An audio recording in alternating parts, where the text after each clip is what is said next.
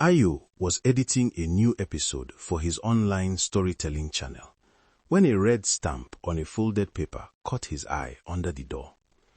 The letter announced a sudden rent increase that doubled overnight, signed by Chief Bamidele, the wealthy landlord who owned nearly every building on the street. Tenants whispered that anyone who argued was thrown out without mercy.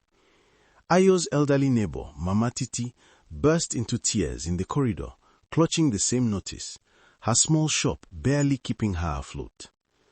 That evening, tension spread through the compound like dry harmattan wind. People gathered under flickering lights, arguing over what to do. Some wanted to protest, others feared retaliation.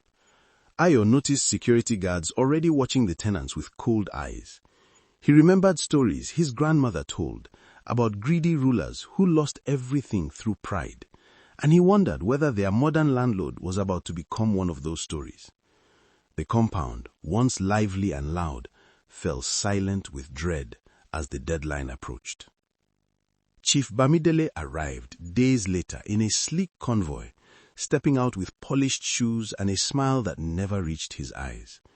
He spoke about development and progress, promising luxury renovations that no one could afford.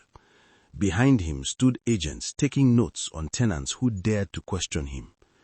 Rumors spread that he had already forced several families out in nearby neighborhoods, replacing them with wealthy newcomers who treated the area like a passing trend.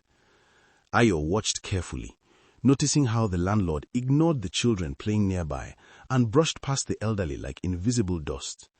One young mechanic named Musa confronted him respectfully, asking for time to gather the extra rent.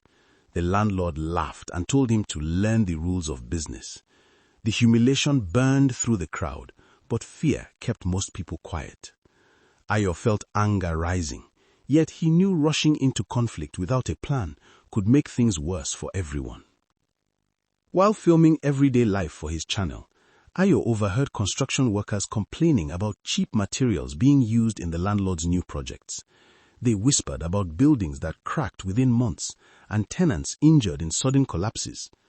One worker warned that the renovations planned for their compound were only a cover to push out current residents and sell the land to a corporate buyer at triple the price. Curious and uneasy, Ayo began documenting small details. He noticed fake safety certificates posted on walls and overheard arguments between the landlord's agents about unpaid contractors. Mama Titi confided that she once saw eviction documents signed long before the rent increase was announced. The pieces began forming a troubling picture.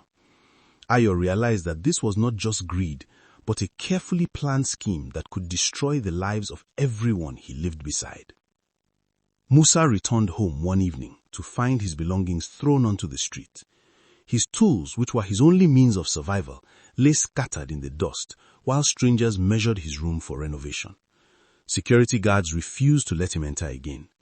The sight shook the entire compound, proving that the landlord's threats were not empty. Musa's younger siblings cried openly as neighbors tried to help gather what little remained. That night, Ayo could not sleep. He replayed the scene in his mind and felt the weight of responsibility pressing on him. His channel had thousands of viewers who trusted his voice. If he told their story, maybe someone would listen. Yet exposing the landlord could put him in danger. He paced his small room, torn between fear and the belief that silence would make him complicit in the injustice unfolding around him. Ayo decided to turn his camera into a weapon for truth.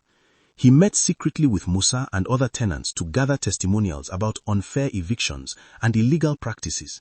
They recorded videos in quiet corners, sharing stories of intimidation and broken promises.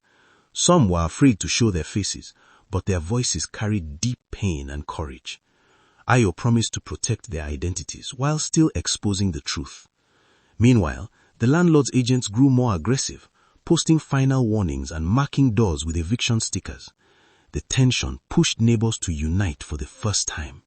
Young and old began contributing evidence, from hidden photos of unsafe construction to audio recordings of threats. Ayo edited tirelessly, weaving their stories into a powerful narrative that revealed the landlord's pattern of exploitation. He knew once the video went live, there would be no turning back. The night Ayo uploaded the documentary episode, his hands trembled as he pressed publish. Within hours, comments flooded in from viewers shocked by the landlord's actions. Influencers shared the video and journalists began asking questions. The compound buzzed with cautious hope as tenants gathered around phones watching their stories reach the world. For the first time, they felt seen beyond their small street. But the backlash came quickly. Unknown numbers called Ayo with threats, warning him to remove the video. His internet service was mysteriously cut, and two men in dark glasses began watching the building entrance. Mama Titi begged him to be careful, reminding him that powerful people did not lose quietly. Despite the fear tightening around him, Ayo refused to delete the video. He believed the truth deserved daylight no matter the cost. Chief Bamidele held a press conference claiming the video was fake and accusing Ayo of defamation. He hired lawyers and released edited footage portraying tenants as troublemakers refusing to pay rent. Some neighbors began doubting whether fighting back was worth the risk. Ayo felt isolated as rumors spread that he was seeking fame rather than justice. The pressure weighed heavily, threatening to fracture the unity he had worked so hard to build. Just as hope seemed to fade, a former employee of the landlord contacted Ayo secretly. She provided documents proving the illegal sales and fake safety approvals. Her bravery reignited the tenants' determination. Together, they shared the evidence with journalists and legal advocates who were already investigating after seeing Ayo's video. The truth grew stronger, backed by facts that even the landlord's expensive lawyers struggled to hide. Heavy rain poured one afternoon as construction continued recklessly on a nearby building owned by Chief Bamidele. Suddenly, part of the structure collapsed, injuring several workers and drawing national attention. News outlets connected the accident to the evidence Ayo had released. Government inspectors arrived, uncovering widespread violations across the landlord's properties. The once untouchable businessman found himself under intense scrutiny. The tenants watched in disbelief as the same media that once ignored them now filled their compound with cameras. Survivors of previous accidents stepped forward to share their stories. The landlord's empire began to crack under the weight of its own corruption. Yet Ayo remained cautious, knowing that victory was not guaranteed until real accountability was achieved.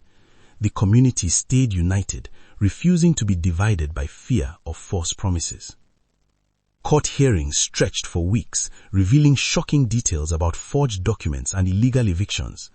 Musa testified bravely, holding up the eviction notice that had destroyed his livelihood. Mama Titi shared how intimidation had silenced her for years.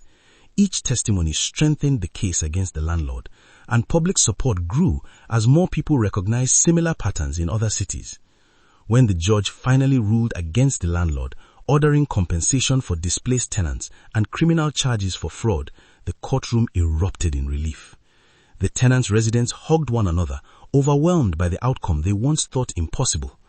Ayo realized that their courage had transformed ordinary people into a force capable of challenging powerful injustice.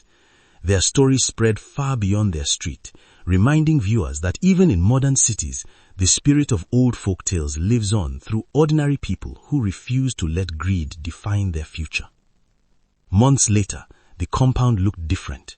A cooperative housing group formed by the tenants took over management, focusing on fair rent and safe living conditions. Musa reopened his workshop with help from neighbors, and Mama Titi's shop became a gathering place filled with laughter instead of worry. Ayo continued sharing stories on his channel, now highlighting real-life courage and community resilience.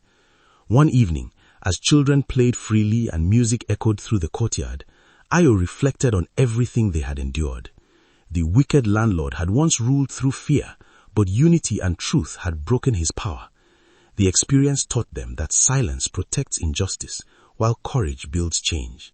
Their stories spread far beyond their street, reminding viewers that even in modern cities, the spirit of old folk tales lives on through ordinary people who refuse to let greed define their future.